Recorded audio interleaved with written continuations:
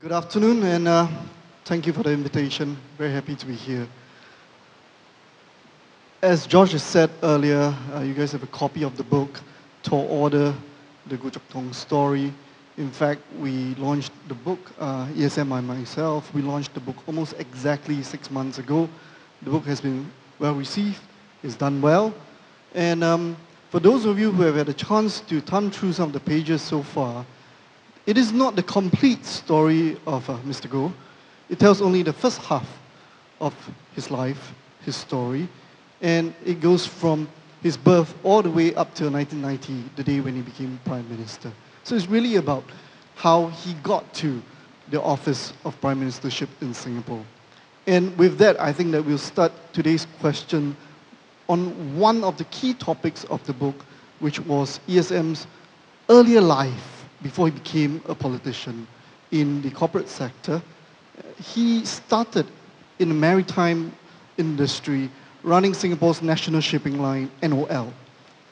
In 3 short years, he turned what was a not profitable shipping line into something that was making good profit. So ESM, perhaps I thought that this would be a good chance with all the business people here to share your experiences, how you managed to get that done, as well as running a government-linked company. How does that compare with those that you see in the private sector back in the 1970s?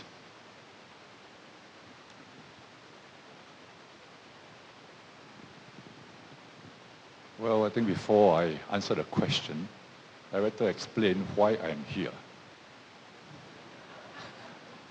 See, when I was invited, IJK, or whoever wrote to me, said that they would buy a number of copies of the book for the delegates.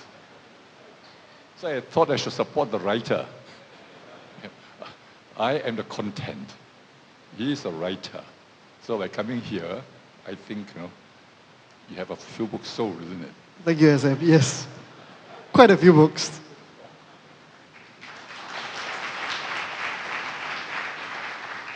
But next, as I'm the content, I hope at least half of you will read the book and don't just leave it on the shelf. Well, to answer your question, Xing Wei, I would be one of the first Singaporeans or Singapore businessmen to have visited China. I was then, as Pei put it, working in the Neptune Orient Lines, which was a national shipping line. And in 1971, I was then the finance planning projects manager. So we went to China to establish contact with the shipping agent and of course hoping to establish contact with the charterers there. It was a very memorable journey. I had to go to Hong Kong to get a visa from the Bank of China. And of course, the Bank of China would send our passports, me and my friends, all the way to Canton, which means overnight. Then you wait for the passport to come back. Then you go to Canton, and we took a plane to Beijing. Took us at least 3 days from Singapore to Beijing. On the way, I could see poverty, communes. It was in the midst of the Cultural Revolution. And I could see little red guards walking around the park and meetings being held in the open field. And if you ask me, at that point of time, whether I would ever envisage China flourishing, answer that would be no. It's very difficult to imagine. It was a very different system, very alien.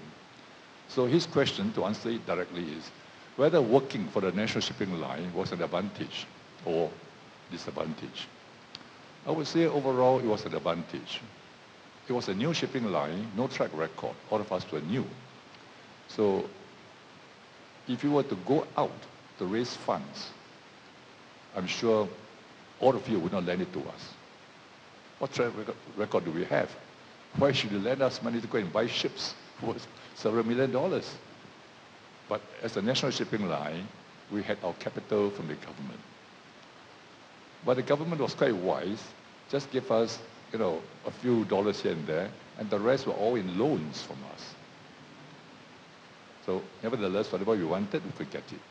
In terms of competition, well, I think no difference, because we were asked to run the company as a commercial shipping line, which meant no advantages on the government other than capital and backing of the government.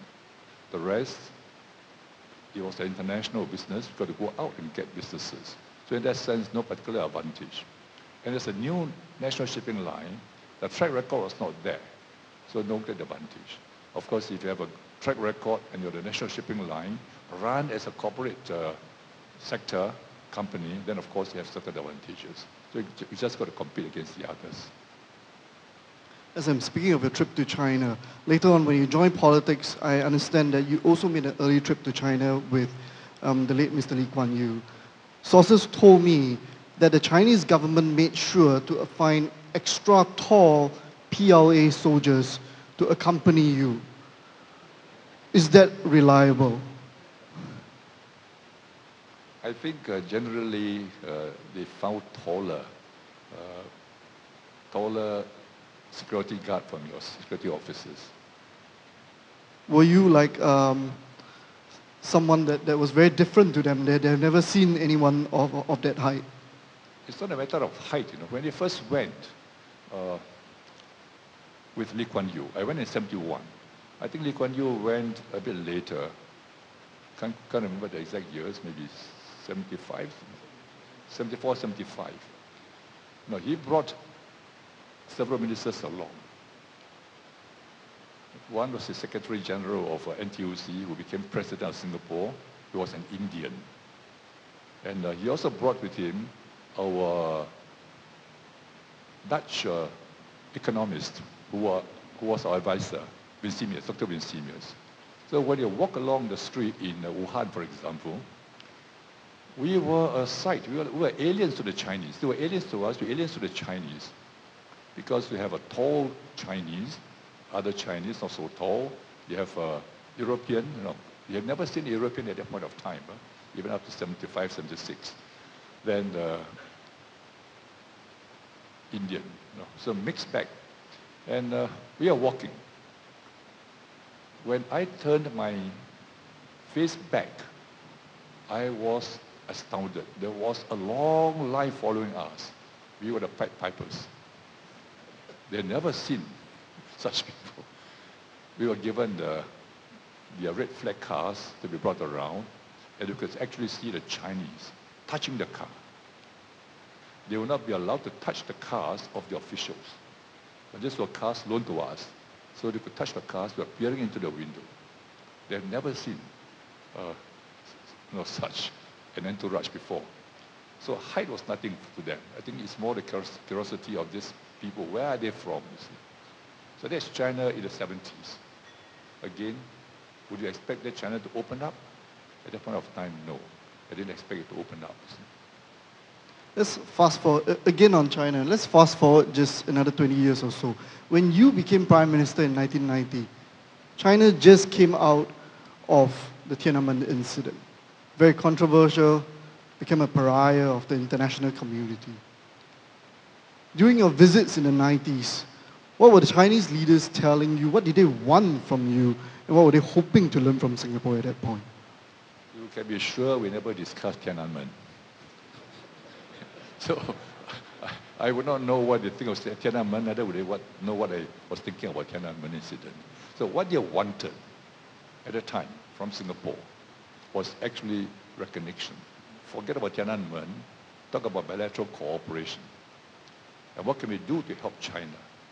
Because if we have joint ventures with them, Singapore, which has got a good reputation, it is in a sense an acknowledgement of China's openness and China wanting to open up and be part of the world. And also in the sense that we are putting aside this Tiananmen incident. The West was not forgiving China, but Singapore went along. So we did business. So the discussion was mainly on how could Singapore help China. First, investing in China. Secondly, to train their people. And they were looking for training places in Singapore. After some time, we were actually receiving mayors, party cadres, and officials in Singapore. Provincial secretaries, all to be trained in Singapore. So we built up a relationship there because we understood that if you reach out to the people who one day will become important officials in China, you have people who understand Singapore. That was then, 1990s, very much about learning from Singapore. Do you think that's still valid today for the Chinese? Do they still want to learn from Singapore? They still want to learn, but we dare not tell them we have something to teach you. We say we want to learn from you as well. So this is business. In the past, yes, we would just tell them we can teach you this. Now we tell them there's something which we have, which you can learn from us. But very importantly, we are also there in China to learn from them. So it's more mutual learning. What can they learn from Singapore? I think the software part. Software, I don't mean the computer software. I mean the ways of doing business, rapport with other people, the trust which you must gain from the others in doing business. There is still something which China can learn. Governance issues, I think they want to learn about that. International governance issues, international openness. What will make international investors trust them? You can't just go around telling people, please trust me. No, you got to earn that kind of a trust. So those things they can learn from us. So we run in the LKY School of Public Policy courses, and the Chinese do send quite a few of the students over here to study in our school on public policy. They want to learn how Singapore developed in the past and continue to develop. In 2011, when my party, the People's Action Party, did not do so well in the elections. When I say we did not do so well, I meant we had 61% of the votes. We are used to 70%, so 61% was not so well. And I mean, to the foreign guests over here, if you win election 61, it's very good, but for us, it's not so well. The Chinese came over here clearly observing us. How would the party recover from that setback? Because they are very curious at that point of time whether Singapore could be a model for China. Elections, but one party keeps on winning in every election. If they could discover that secret in Singapore, I think we could be a model for them to move into democratic elections. Because they've discovered a secret. One party, elections, winning all the time. So they came to study, how would you recover from 2011? So there are other things, many things they can learn from us. So when they asked you what is the secret, what would be some of the tips that you share with them? One of the leaders came over here when I was Prime Minister, the Politburo member. He came to Singapore, then he remarked, to me, say, your party is everywhere, but not to be seen. That's one thing they can learn from us. In other words, the People's Action Party never put up its leaders' photographs all over Singapore. We did not put up our party logo all over Singapore. But we are everywhere. Everywhere meaning you can see the public housing, you can see the good transportation, you can see the people working very hard for the country, but we do not project ourselves overwhelmingly in public places or even in private places for the party. Everywhere but nowhere. No, everywhere but not to be seen. But not seen. Everywhere but not seen. That actually sounds like guerrilla warfare, which is what the Chinese Communist Party is supposed to be very well known for.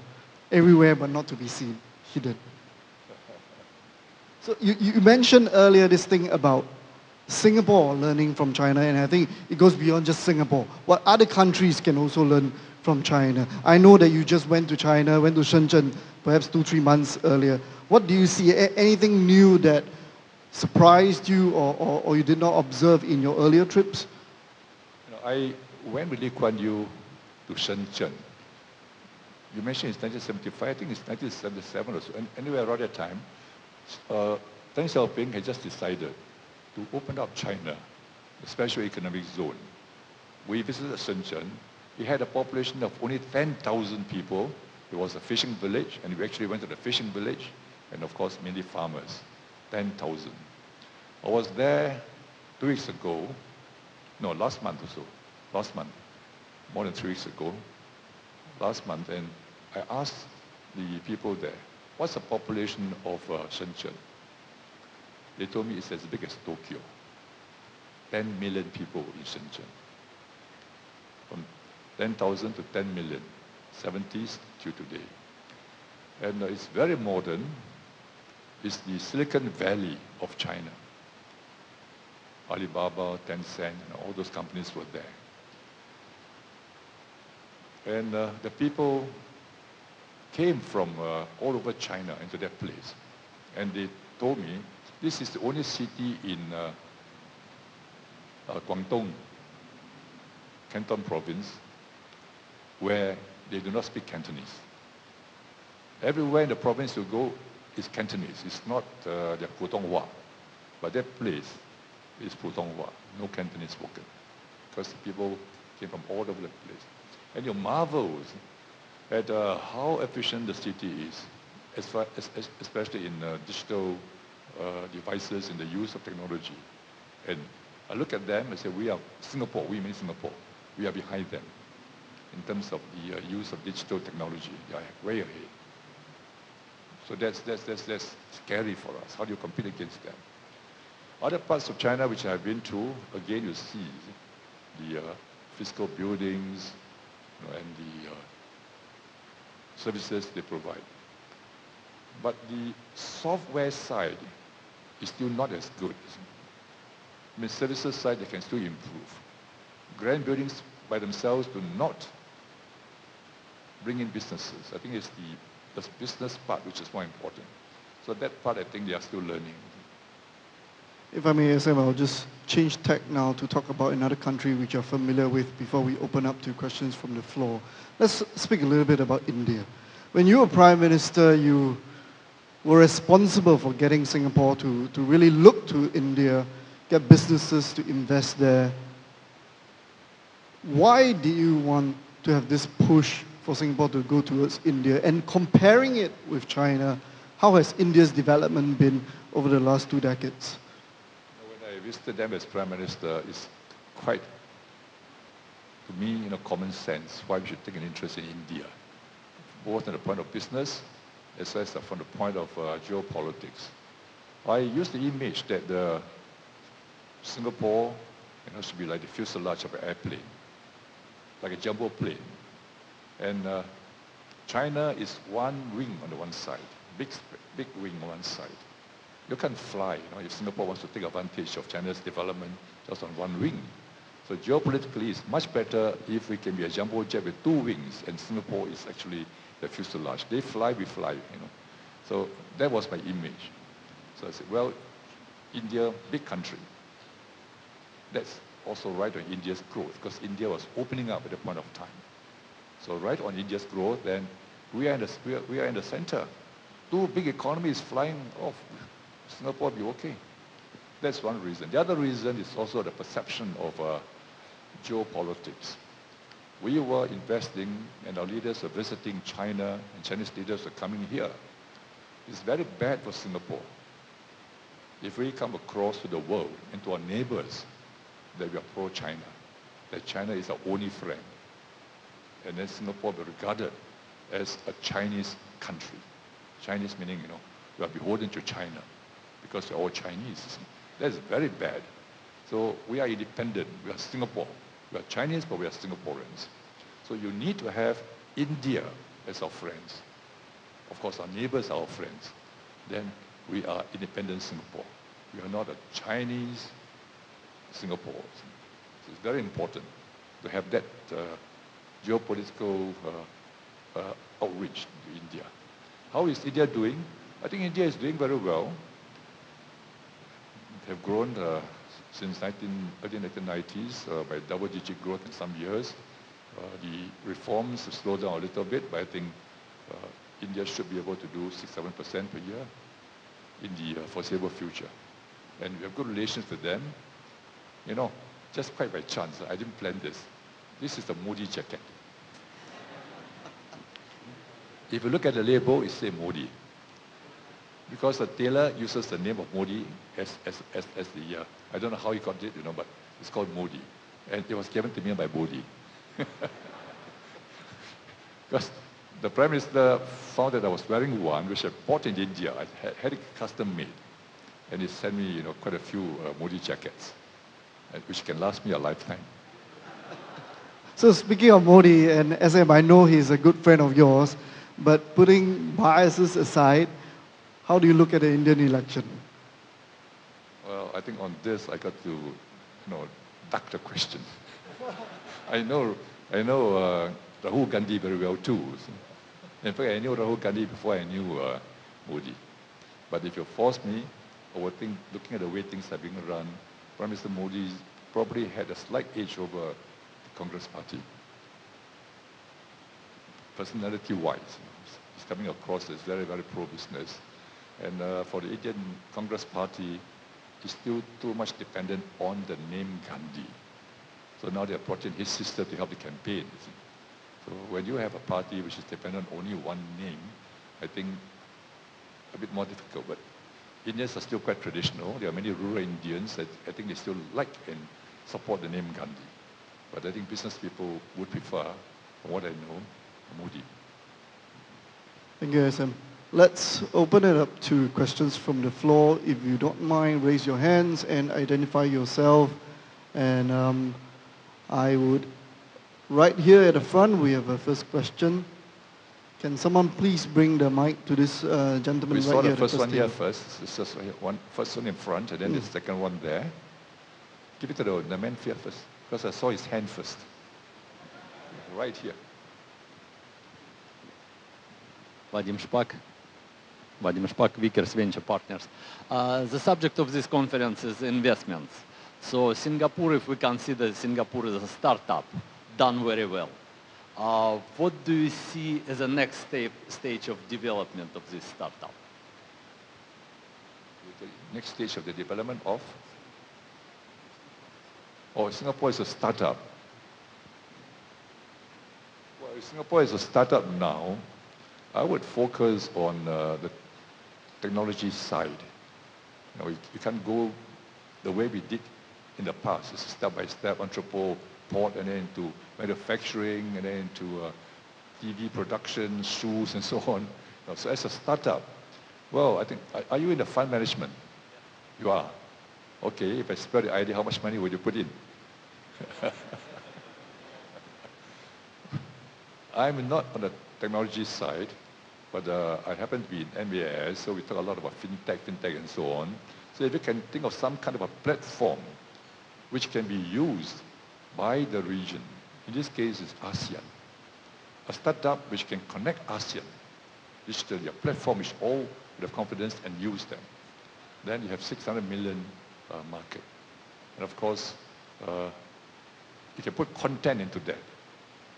And of course, content will be also read by the others who might not be conversant in English and so on. So maybe there's something there. It's not a new idea, others are doing it. Question is, how is that Alibaba could do it, Jack Ma, can't we do it here? So maybe somebody has got an idea. Even if it's repeating what others are doing, if you can connect ASEAN together, you've got a ready market here. So that's what I would think.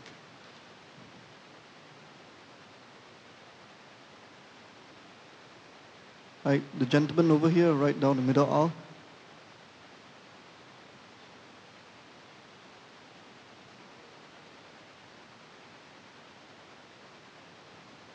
Thank you very much for this opportunity to make a question. My name is Takashi Kawabata. I'm from the Speed User Base Group. Our headquarters is in Japan. So I'm feeling a little bit sad.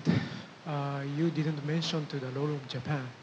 So my apologies. I did not ask SM here a question on Japan. Yeah, you were my apologies. Yeah, you were talking about India and China. I'm really sad about that. So, so Excellency, Mr. Go Chok-tan, what do you expect from Japan as a role of the number 3 economy in the world, especially in the Asia Pacific region? Thank you. I'm not sure I caught your question totally, but what would I expect from Japan? I like to think that if Japan could, together with China and Korea, throw away the shackles of history and look forward, then East Asia, the North Asian countries, can be a very powerful community. Unfortunately, it's not Japan's, shall we say, fault alone. It's very difficult for the three countries to forget history. So that's the part which I've been, where I could just emphasize the point to the three leaders over there. At the moment, you have two strong leaders, one in China, one in Japan. I don't know South Korean president, you regard him as a strong leader, but if they can sit together and say, look, if we keep on looking back at history and rebuild trust for the future, we will never be able to grow Asia. So my wish for Japan, not so much what I expect from Japan, my wish for Japan is we can sit down and say, let's forget that, let's move, build trust. We're going to be neighbors forever. Neighbors for the last 2,000 years and more, neighbors for the next 2,000 years and more. So what can we do together? But not so easy, because there's Uncle Sam looking over Japan's shoulders. Japan gets too close to China, Uncle Sam will say, what are you doing? Do we have a place in Asia? So this is geopolitics. So it's very, very difficult, to talk about geopolitics. What I find quite disconcerting is the U.S., I hope the Americans over here, is the U.S. framing China as a long-term strategic threat. Once you frame China as a long-term strategic threat, your impulse must be to put China down before it becomes a long-term strategic threat. So the Chinese must come to the conclusion that you do not want me to grow, because if I grow, I'll be a long-term threat to you. So this is the geopolitics of business, which you've got to understand. Because if this issue becomes very toxic and it gets worse, then business will be very much affected in the longer term. Because you're going to have two super economies, two superpowers contending for influence in this area. The Africans have a proverb. When elephants fight, the grass beneath them suffer. So we are the grass. So the two elephants fight, we all suffer. So I think you have to bear in mind that geopolitical rivalry between the U.S. and China. Thank you. Can we have the next questions? Unfortunately, the light is right in my face, so you really got to put your hands up, otherwise I might struggle to see you. There's one right over there. Thank you. Hi. My question will be a bit away from maybe what we have already talked about. How do you see the nexus, or how do you see Middle East coming up post the oil dominance coming to an end? You're referring to the Middle East? Yes, the Gulf countries. Gulf countries. I think they have a very complex future. I had a great faith in the Middle East. Again, as Prime Minister of Singapore, I went to the Middle East.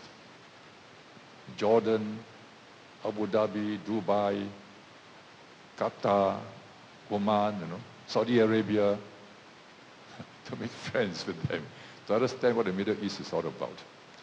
And I could not envisage at that point of time, it was some years ago, the Middle East would be in such a mess. It's a very complex question, as you would know.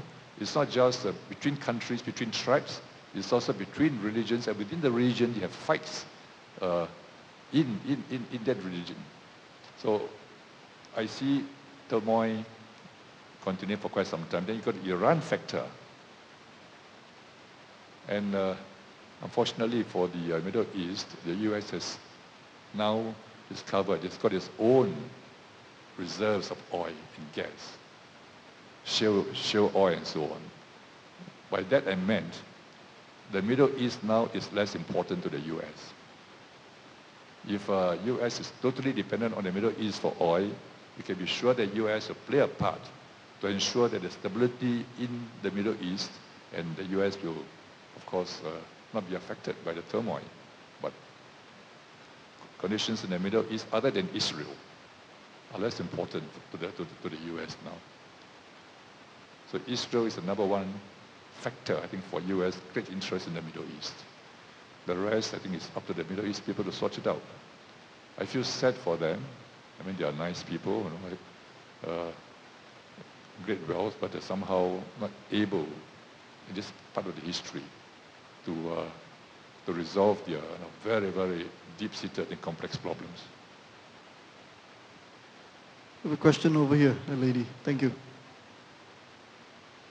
ESM Mr. Go, thank you for your presence here today, and thank you for your leadership in Singapore. My name is Leanne Huang. I work for Monks Hill Ventures, which is a venture capital firm here based in Singapore. We invest in technology startups in Southeast Asia. When we speak to U.S. institutional investors, we're constantly selling the idea of Southeast Asia, very often in relation to China and India. They like to think about the emerging markets in this way. I would love to hear from you, going forward, what would you say is the competitive advantage of ASEAN as a collection of nations in Southeast Asia, not just the Singapore story, but the ASEAN story? What would that be from your perspective? Thank you. Well, ASEAN has not quite realized its potential or to realize its competitive advantage. We have this ASEAN community, economic community, but we are not yet fully integrated as a community. And the way forward will be to find ways where we can integrate the economies of the 10 ASEAN countries, especially the digital side. They are working on this. Singapore, previously as a chairman of the ASEAN, was working on this digital connection. But it's not just the physical connectivity, it's also your business connectivity, people's connectivity, the ways of doing business together. We are 10 different countries and we do our businesses in 10 different ways sometimes. So if we can find this common platform, which I talked about just now, not the physical platform or digital platform itself, but understanding of how to do business, that will be a tremendous advantage. In other words, if you can be some kind of a loosely connected EU, your customs are common and immigration rules and the business rules and so on are more or less common, then you have really a huge market which you can then exploit. So Singapore's advantage is we understand ASEAN, and also we are situated here where China, India are close by. So we can take advantage of our presence in 3 big markets, China, India, and ASEAN. The question is whether Singaporeans are prepared to travel and live outside Singapore. Unfortunately, and this is to digress a little bit, the government has done such a good job to make Singapore the best home. So when Singapore is the best home, very few people want to move out of the comfort zone. Very difficult to get Singaporeans to serve overseas because it's so comfortable here. And it's not just physical comfort. The pay is high. So the risk-reward ratio is not there. I go out, big risk, but the reward, I'm not sure. So that's the number one problem I think facing Singapore in the future. Are Singaporeans entrepreneurial enough? Are they prepared, to risk what they have, do business outside? If you can do that, then we can take advantage of this ASEAN connectivity and the competitive advantages over here against other countries' competitiveness. So it boils down to individual level, not just between countries, but individual has got to find their own competitive advantage in this surrounding. Can we have the next question? Maybe someone from the left side of this hall. Anyone? Why don't we ask them a question? Anybody wants to answer? What is the biggest concern as venture capitalists or as business people? Just since you can't see them, just point at somebody there.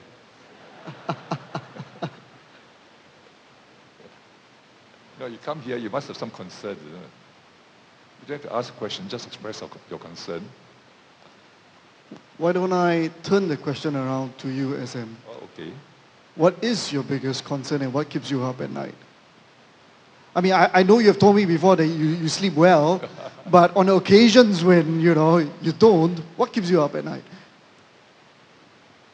Well, I think metaphorically is what are the challenges? You're talking about now or the past? Right now.